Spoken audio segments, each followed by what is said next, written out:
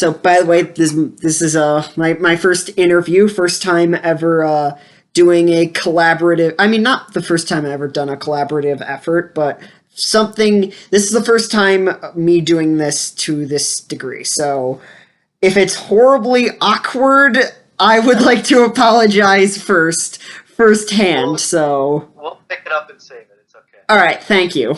So, Yeah. all right, first question.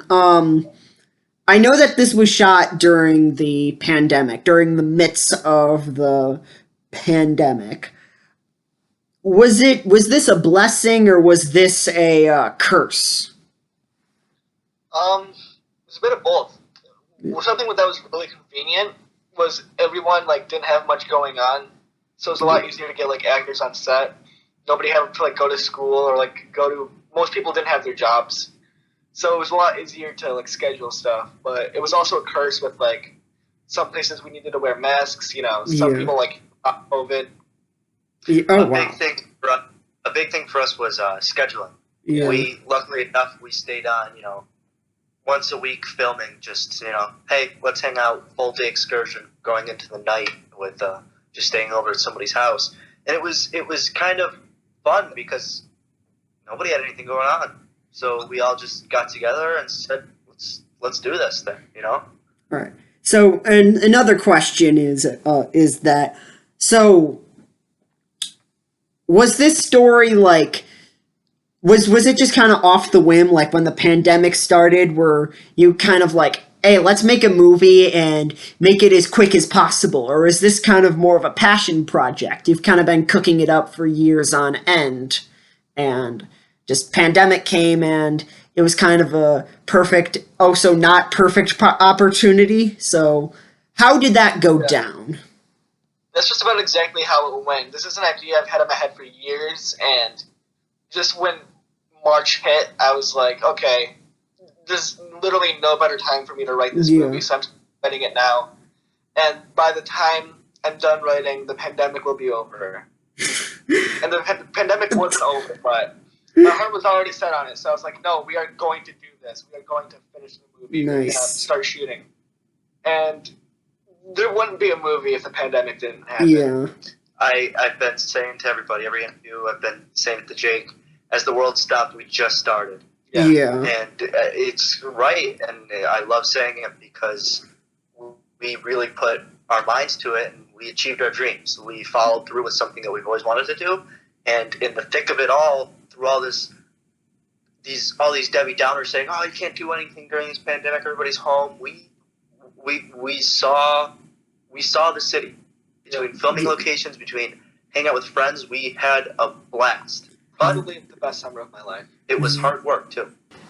Just getting my opinion out there, I just find this super inspirational. Me, myself, I was kind of down on my luck. You guys were like making a movie, doing something that I've never been able to do. Well, I did make a few short films, but a lot of them are god awful. Like, a lot of them are just unbearably just horrible. Words cannot describe on how horrible these movies were, but you actually made something. Definitely would work. Yeah, you actually made something decent. And also, I know this is your first like real movie, like real like short film, but has there ever been like the like I like to call the iPod Touch projects, you know, fifth grade and shooting a movie on your iPod and the quality not being there at all, but still being something. Was that kind of a thing throughout both of your childhoods? I've made over 150 of them. Yeah. Yes. With lots of trial and error, that's for sure. Over 150 of those I have. Yeah. We've made so many projects together since like 5th grade. Wow. So And kind of get back to what you said originally, I don't, personally, for me, I don't care if you love our movie or hate it. Yeah. The main takeaway I want you to get from it is to, like you said, follow your dreams. Because we did it. We made a movie. We're two kids in high school in the middle of a world shutdown, and we found the time and effort and luck to put into this project, and we did it. And I want Nice. anybody and everybody to take that and implement it into whatever they're doing, because it's golden. Yeah. I think my problem is at like a $2 budget, it can't take place on a spaceship. Yeah, I can't let that go. Like my ultimate dream project would probably take place on a spaceship. So, all right. So, enough about me. Ultimately, with all these roles, all the various roles that were casted. I know that you cast your friends in those roles. Did you design the roles around your friends, or was it kind of an idea where this friend would make the best, where this friend would play the role the best? Yeah, it's kind of a lot of both. Like what you were saying earlier, you can't really make a movie about a spaceship. You gotta write what you know and what you have like available.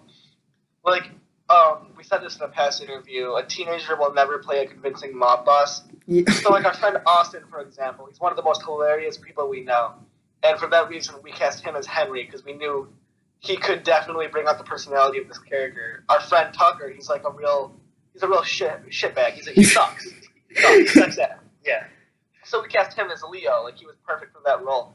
So there's just a lot of writing what you know. My girlfriend at the time, she was like always available to play Lola, so that's why we chose her to play Lola. It's just a lot of stuff like that. And it's Nice. good too because we build this world where all these friends know each other and interact with each other, and it's perfect because that's what we do. We talk what we write, what we talk, and we talk what we write in the sense of, hey, Josh and Tucker are friends. They're just going to talk like they normally do, and Yeah. it'll be good. It's not going to be like, Two "Hi, strangers. Tucker, how are you today?" It is, Yeah. hey, Tucker, what's up? Yeah, we hate each other about as much as we do in the movie. Yeah. I don't know why you're laughing. Yeah, I don't know. It seems like it's a very serious situation, and I'm just trying to Very lighten it. serious. Yeah. So, I know that you were very inspired by the Safdie brothers and their films Uncut Gems and Good Time. I also saw a little bit of Superbad and Pulp Fiction. Could you possibly confirm or deny what I just said? Well, before that, how did you see Pulp Fiction in it? How did I see just the overall dialogue? I feel like that it's not out of order and told in a non-chronological order. It's just the overall conversational like dialogue that it's really about the characters first and not the plot. That's how I saw Pulp Fiction. And Superbad, I think, is kind of obvious because it's about young teens, trying to fit in and commit crimes. We actually we've never heard that before. That's pretty cool that you made the connection between the Pulp Fiction and Yeah, some of the best dialogue of all Some time. of the best So, dialogue. Oh, yeah. As for Superbad, yeah, I would love to be on that level of just like an iconic coming of age movie. Yeah. I would love to just work with Michael Cera. Oh, dude, Michael Cera, he's my hero. I have a man crush on him. But Yeah. I actually just saw a homeless guy that looked like Michael Cera, but that's a different story. Oh, Yeah, jeez. definitely inspired by Superbad and a lot of coming of age movies like that. You're right on the nose with that. Uncut Gems and Good Time, I would never even attempt to try to make a movie on that level, but Yeah. definitely probably with me and Gianni, some cinematography was definitely taken from those kind of movies. Definitely the way some conversations are shot, like with Leo and Charlie in the alleyway, that was definitely inspired by Good Time and Uncut Gems. Yeah, a lot of the when Jake originally showed me the script, the dialogue between Tucker's character and Josh's character felt like Good Time. It just the kind of renegade on the run, idiot A is talking to idiot B, trying to cover up this one thing. It felt a lot like that to me reading it for the first time. I really loved how in your movie there was all of the various locations, seeing all of like my favorite stomping grounds like Gianni's dad's comic book store, Rhino's Comics. Seeing that was just like, I know that place. It felt so cool to actually see it in person. Was that just kind of written in there? Like, we gotta include Rhino's Comics in this story. Two things with that. Yeah. A big thing with the movie was it was kind of written around the Rhino scene. Yeah. Jake's original idea was, I want to steal. Let's steal from rhinos. You know, let's film this kid stealing from rhinos. He gets caught, and then it kind of just sprawled out from there. The second point I want to bring up is for both of us, and personally, what's great about our movie, and I feel like we captured it pretty on the nose, is this is our home. We grew up here, we know this place, and we wanted to show our viewers the inner beauty of downtown Rochester, of these little hole-in-the-wall shops, from Pop Rock to AMOR to Rhinos, to everywhere we went, from parking garage to a back alleyway.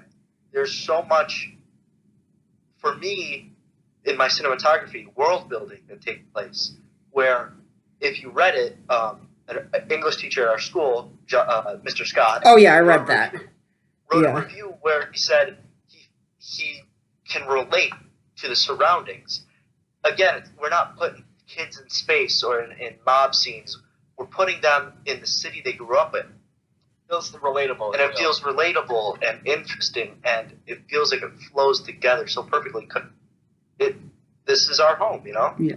Some of the best advice I could give anyone, like from my own experience, my advanced professional experience, the best advice I could give anyone is write what you know. Yeah. Yeah. And it's...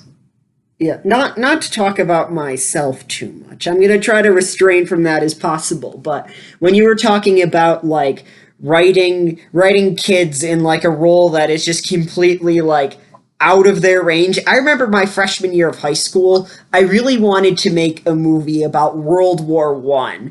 And, like, I was planning on building a trench in my backyard and, just finding a bunch of friends to do this World War I project. Little did I know, but courtesy of my friend's dad, I didn't have any money to do this. World War I was kind of a big war, and it would be expensive, and it was just way too ambitious. Maybe in the next 10 to 15 years I'll make it happen. I read Mr. Scott's review, and it said somewhere in there how it wasn't overly pretentious, and I couldn't agree more. Honestly, so many independent movies by high schoolers try to, like, make something deep, like, two kids find the meaning of life, and they have these really deep and kind of pretentious conversations, and you've probably seen it, and... Exactly what you're talking about. Yeah. Like, Concrete Jungle has no lesson. Yeah, there's no... It's a real story. Like, there's no, like, nothing's, like, shoved down your throat. There's nothing to learn from this. It's just, like, experience the movie. You know, go on this adventure with these guys. I just learned where not to fuck up. The lesson is you can't get away from shit. Yeah. Yeah.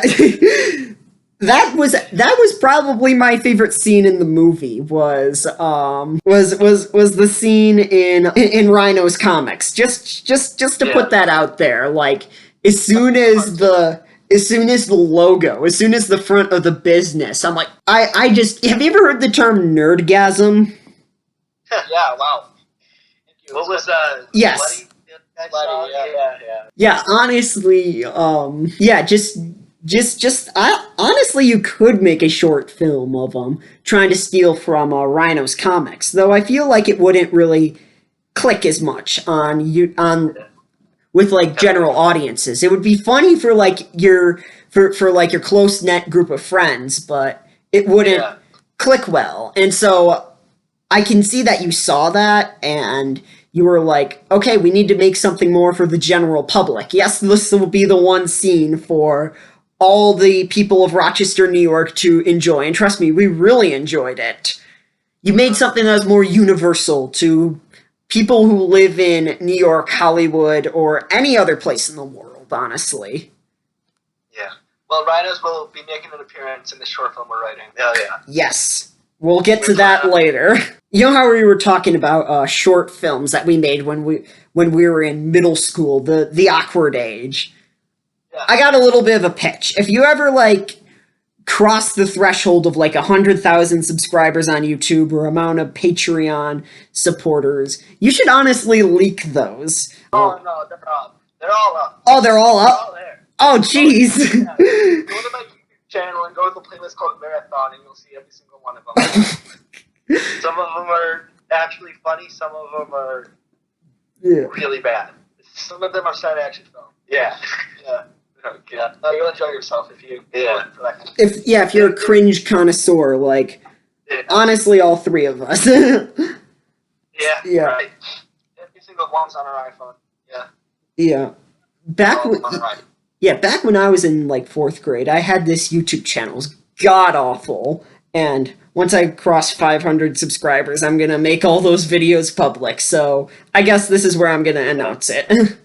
We should make a compilation. You know those Apple ads where it goes shot on iPhone, and it's just us. Yeah.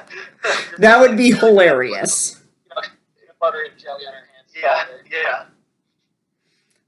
That's actually a really good idea. That would be freaking hilarious. Take like the shot on iPhone logo and then just cut to the video is probably shot on like an iPhone 4. Yeah, iPhone 4. That was my first phone. Yeah. It's years. Going on with the idea of pop rock, it was kind of sad seeing it again because they closed for unknown reasons. That place was the best. Yeah. It's a pretty cool. Yeah, I saw that picture of you on Instagram there. Oh yeah. Yeah, Jason Hilton was awesome. He's a really cool guy. Yeah. He let us shoot there, no questions asked. He gave us the table to sit at. Gave us free Monster Energy. Nice. So yeah, he was a cool guy. It was a really great place to shoot at. Really collaborative. Just gave us anything we needed to shoot. Gave us all the time in the world. They cut us off by half an hour, but Yeah. we still got we got the time we needed. Yeah. Honestly, like that place was just I called it the Nerd's Paradise as a reference to Coolio's Gangster's Paradise. And that's the best word to describe it. Don't worry, Rhino's Comics is still don't worry, no disrespect towards it. No bias. It's still a nerd. What's something I'm trying to use something a little more holy. It's Holy Grail. it's still it's still it's still one of the best comic shops in Rochester, New York. By the way, this is not sponsored. This video is not at all sponsored by any of these organizations, though it is. I mean, his dad owns the place, so there's a little bit of bias, but still, Yeah. if you're in the Rochester area, check out Rhino's Comics. Watch the ad we made like a long time ago. I didn't even know that existed. Yeah. Yeah. We probably remake one, but we're very busy with Yeah. new projects, school and college stuff going on. Yeah. So We're a little short on time. So we're enjoying this, but what's the final question? All right, final question. Okay. The future. So, you've been posting on your Instagram a lot about a short film, and I don't know if you're able to, like, make small teases here, but if you are, what are some things that you can, I guess, leak? Or, what are some, like, ideas? And, even if it's the smallest thing, just what's next? So, personally for me, I got, from Concrete Jungle, I got a lot of feedback on the opening shots of Concrete Jungle. The opening shots, just shots of Rochester itself, just the way I filmed characters interact with each other. And I take pride in that. And what I really want to knock out of the ballpark this time is just my work on camera. Because, hey, no secret, that was my first time ever really, working a camera. I don't take photography classes. I don't film videos by myself here at home. I just kind of took it and ran with it, and I think I did good. Yeah, it actually, as a freshman effort, it was actually pretty solid. It wasn't overly shaky. It wasn't like it was good. There's a lot of stabilization in post. But I tease about the short film. The short film's a love story, Oh, wow. but I'd say it's less of a love story and more of a story about love because it's kind of about the early days of a relationship. 500 It's about the I'm getting serious 500 Days of Summer and Before trilogy vibes. Yeah, because I got that line from 500 Days of Summer. Yeah. Yeah, it's about two characters, and it's kind of slightly in the same universe as Concrete Jungle, more or less.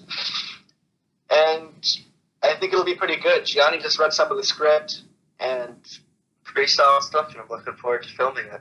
Nice. I'm excited to watch it, honestly. Good. So, when do you plan on dropping it? When is this going to drop? Well, ideally, right now with school, sports, and everything going on right now, we're going to, fingers crossed, start production come February recess. All right. So ideally, we start February, we go through March, April, hopefully wrap up filming come May, and summer release. early summer 2021. Nice.